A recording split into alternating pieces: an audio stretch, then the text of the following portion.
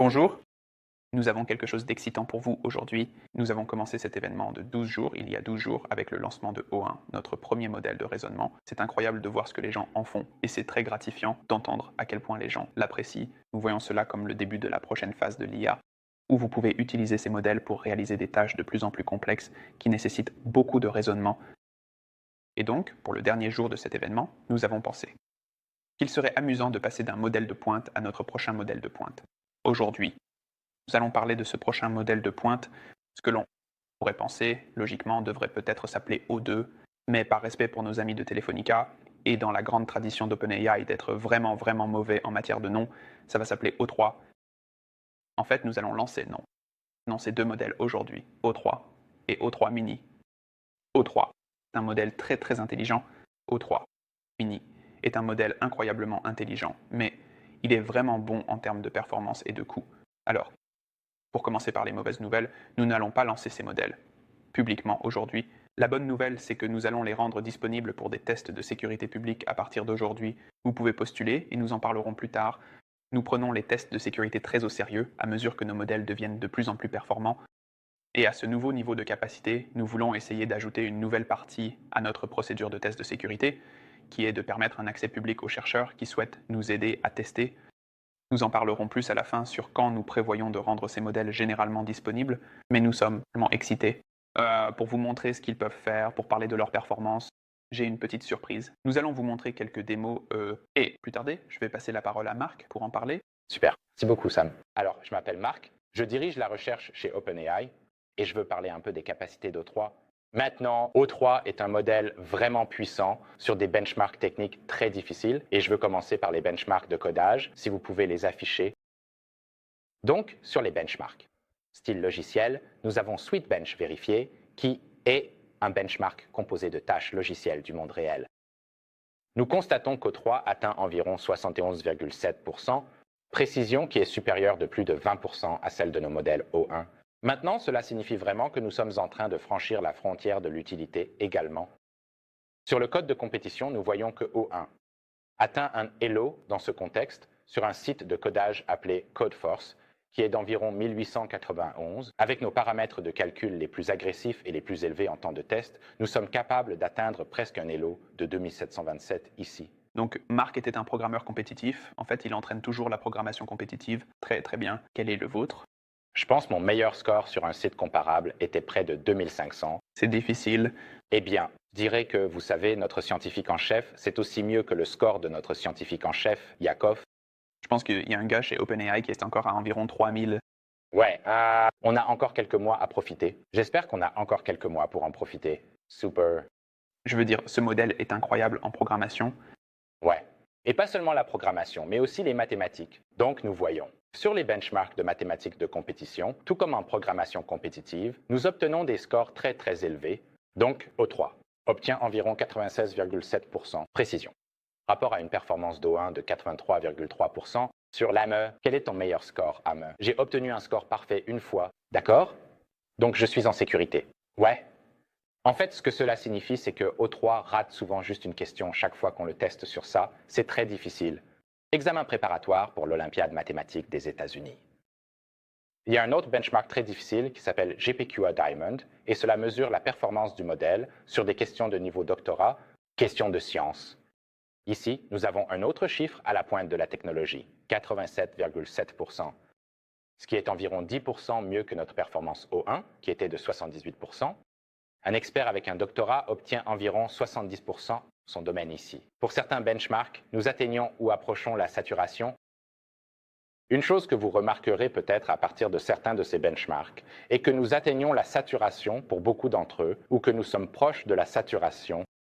Donc, l'année dernière a vraiment mis en évidence le besoin de benchmarks beaucoup plus difficiles pour évaluer avec précision où se situent nos modèles de pointe. Et je pense que quelques-uns ont émergé comme étant assez prometteurs au cours des derniers mois. Un en particulier que je veux souligner est EPIC, le benchmark mathématique de pointe de l'IA. Maintenant, vous pouvez voir que les scores semblent beaucoup plus bas que ceux des benchmarks précédents que nous avons montrés. Et c'est parce que c'est considéré aujourd'hui comme le benchmark mathématique le plus difficile qui existe. C'est un ensemble de données qui consiste en des problèmes nouveaux, publiés et aussi très difficiles. C'est extrêmement difficile Ouais, des problèmes très très difficiles, même des tourniquets. Il faudrait aux mathématiciens professionnels des heures, voire des jours, pour résoudre l'un de ces problèmes. Et aujourd'hui, toutes les offres disponibles ont moins de 2% de précision sur ce benchmark. Et nous voyons avec O3 dans des conditions de test agressives, nous sommes capables d'atteindre plus de 25%. Ouais, c'est génial. En plus du benchmark mathématique de pointe d'Epic AI, nous avons une autre surprise pour vous. Donc, je veux parler du benchmark RC à ce stade, mais j'aimerais inviter un de nos amis, Greg, qui est le président de la fondation ARC, à venir parler de ce benchmark. Merveilleux.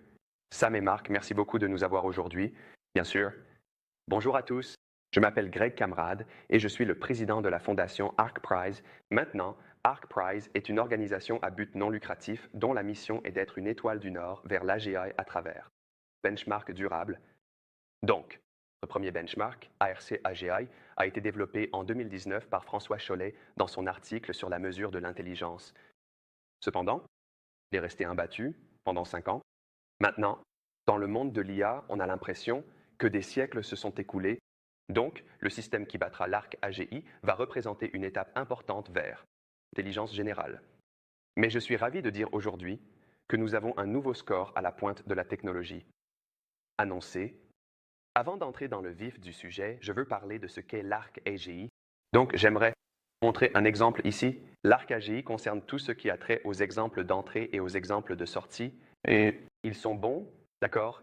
Des exemples d'entrée et des exemples de sortie. Maintenant, l'objectif est de comprendre la règle de la transformation et de la deviner sur la sortie. Alors Sam, que penses-tu qu'il se passe ici? Probablement mettre un carré bleu foncé dans l'espace vide. Oui, c'est exactement. Ah. Maintenant, il est facile pour les humains de deviner intuitivement ce que c'est. C'est en fait étonnamment difficile pour l'IA de comprendre ce qui se passe. Je veux montrer un autre exemple difficile ici.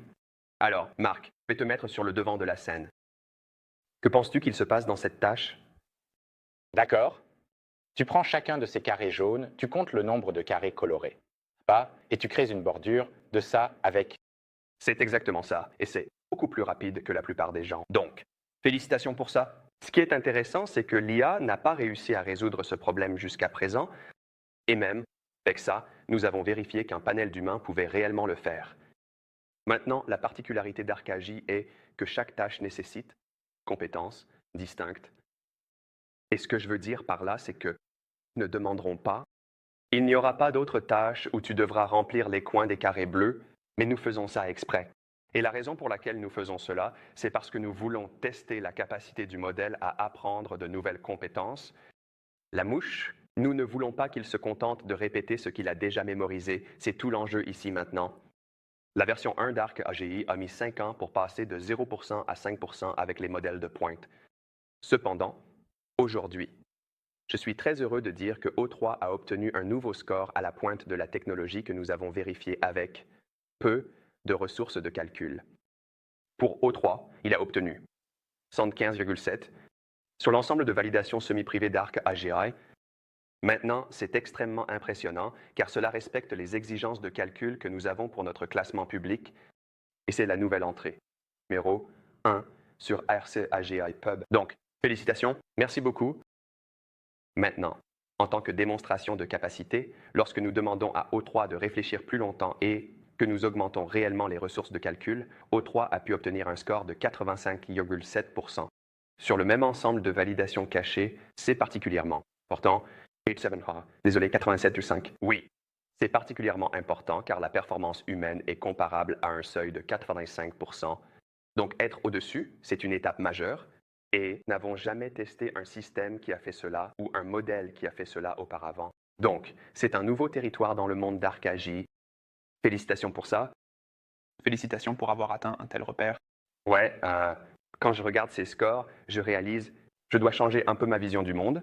Je dois corriger mes intuitions sur l'IA concernant ce que l'IA peut réellement faire et ce dont elle est capable, surtout dans ce monde d'O3. Mais le travail n'est pas encore terminé et ce sont encore les débuts de l'IA. Donc, nous avons besoin de repères. plus durables comme ARC-AGI pour aider à mesurer et à guider les progrès. Et je suis ravi d'accélérer ce progrès et je suis enthousiaste à l'idée de collaborer avec OpenAI l'année prochaine pour développer notre prochain repère de frontières. Incroyable. L'année prochaine pour développer notre prochain repère de frontières. Incroyable. Vous savez, c'est aussi un repère que nous avons visé et qui est dans nos esprits depuis très longtemps. Tellement excité de travailler avec vous à l'avenir. Il est bon, nous l'avons ciblé et pensons que c'est un bon repère. Nous sommes allés spécifiques. C'est juste, vous savez, le général des trois. Mais ouais, précis vraiment, le partenariat. C'était amusant à faire. Absolument. Et même si cela a si bien fonctionné, ArcPrize continuera en 2025. Et n'importe qui peut en savoir plus sur arcprize.org. Merci beaucoup d'être venu. Absolument. D'accord, donc ensuite, nous allons parler de l'O3 Mini. L'O3 Mini est quelque chose qui nous enthousiasme vraiment, vraiment. Et Hongyu, qui a entraîné le modèle, va venir et se joindre à nous. Salut tout le monde. Je suis Hongyu Yuan. Je suis un chercheur en plein air travaillant sur le raisonnement. Donc, ce septembre, nous avons lancé l'O1 Mini, qui est un modèle de raisonnement efficace dans la famille O1, vraiment capable en mathématiques et en codage. Probablement l'un des meilleurs au monde, compte tenu du faible coût. Donc maintenant, avec l'O3, je suis très heureux de vous en dire plus sur l'O3 Mini, qui est un tout nouveau modèle dans la famille O3. Cela définit vraiment une nouvelle frontière de raisonnement à coût efficace. C'est incroyable. Oui, bien que ce ne soit pas encore disponible pour nos utilisateurs aujourd'hui, nous ouvrons l'accès au modèle à nos chercheurs en sécurité. Sûreté pour qu'ils puissent tester le modèle. Avec la sortie d'Adaptive, Thinking Time dans l'API il y a quelques jours pour. Les 3, Mini prendra en charge 3 options différentes. Un effort de raisonnement faible, moyen et élevé afin que les utilisateurs puissent ajuster librement le temps de réflexion en fonction de leurs différents cas d'utilisation. Donc, par exemple, pour certains, nous voulons que le modèle réfléchisse plus longtemps pour des problèmes plus compliqués et pense plus rapidement pour des problèmes plus simples. Avec cela, je suis heureux de vous montrer le premier ensemble d'évaluations des 3 Mini. Donc, sur le côté gauche, nous montrons les évaluations. Codage. Donc, c'est comme le code par rapport à l'ELO qui mesure à quel point un programmeur est bon et plus le score est élevé, mieux c'est. Donc, comme nous pouvons le voir sur le graphique, avec plus de temps de réflexion, les 3 Mini sont capables d'avoir comme une évaluation croissante, toutes surpassant l'O1 Mini. Et avec un temps de réflexion médian, elles sont même capables de mesurer encore mieux que l'O1. Oui, c'est comme si, pour un ordre de grandeur de plus de vitesse et de coût, nous pouvions offrir la même performance de code avec une expérience encore meilleure, n'est-ce pas? Donc, bien que ce soit comme le 0.3, le Mini High est encore à quelques centaines de points de marque. Ce n'est pas loin. C'est probablement mieux que moi. C'est tout simplement un gain de performance incroyable par rapport à ce que nous avons pu offrir avec l'O1, et nous pensons que les gens vont vraiment adorer ça. Oui, j'espère bien. Donc, sur le graphique de droite, nous montrons le compromis estimé entre le coût et le rendement des forces froides. Il est donc assez clair que l'ALT3 Mini définit une nouvelle frontière de raisonnement à coût efficace en matière de codage. Donc, il a atteint de meilleures performances par rapport à l'O1 avec une fraction. Du coup, incroyable. Cela étant dit, j'aimerais faire une démonstration. En direct de l'ALT3 Mini, et j'espère que vous pourrez tester les 3 types de réflexions différents, faible, moyen et élevé du modèle. Alors, laissez-moi coller l'invite.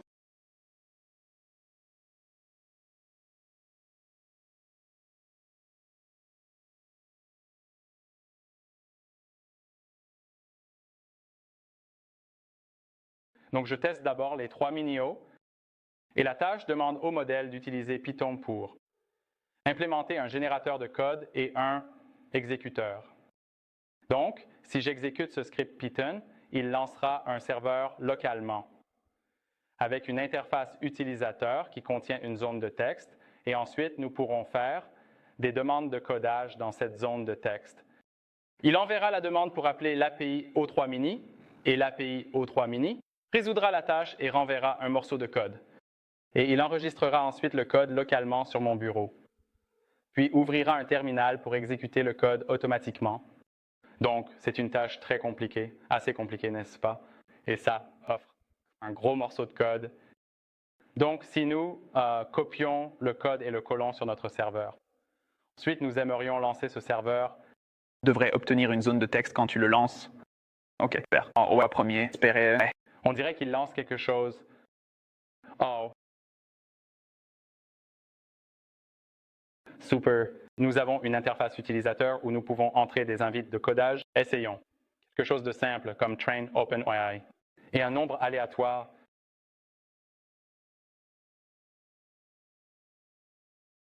Donc, il envoie la demande à O3 mini medium, donc ça devrait être assez rapide, non? Donc, sur ce terminal, oh, ouais, 41, c'est le bon numéro, non. Donc, il enregistre le code généré dans ce script local sur le bureau et ensuite imprime OpenAM 41. Y a-t-il d'autres tâches que vous aimeriez tester? Je me demande si vous pourriez lui faire obtenir ses propres numéros GPQA. C'est exactement ça, c'est une excellente réponse, juste comme je l'avais prévu. D'accord, alors maintenant, laissez-moi copier le code.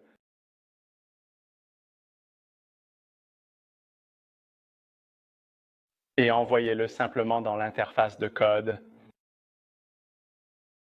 Donc, dans cette tâche, nous avons demandé au modèle d'évaluer O3 mini avec un faible effort de raisonnement sur cet ensemble de données difficiles GPT-OA.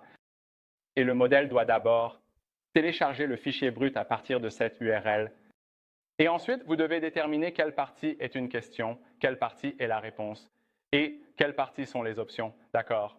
Et ensuite, formuler toutes les questions, puis demander au modèle d'y répondre. Et ensuite, analyser le résultat pour l'évaluer. C'est incroyablement rapide. Ouais, et c'est en fait vraiment rapide parce qu'il appelle le L3 mini, avec un faible effort de raisonnement. Ouais, voyons comment ça se passe. Je suppose que 2 tests sont vraiment difficiles ici. Ouais, les longues traînes ouvrent le problème.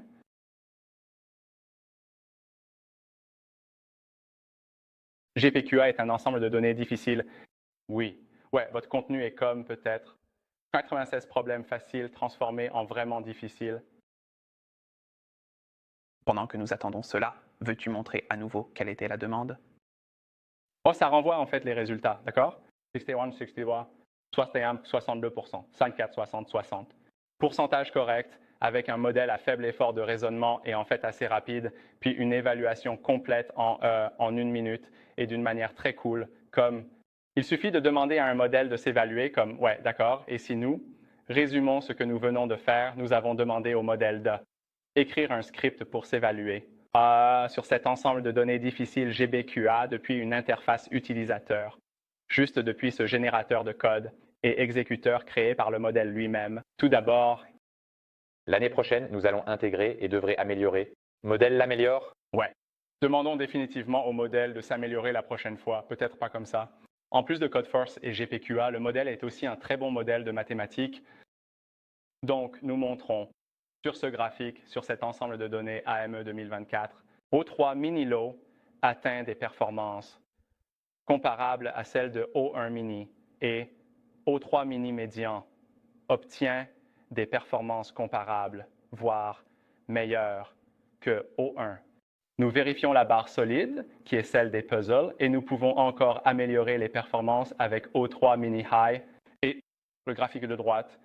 Lorsque nous mesurons la latence sur ce trafic anonymisé de prévisualisation O1, nous montrons que O3 mini low a drastiquement réduit la latence de O1 mini, atteignant presque une latence comparable à celle de GPT-4o.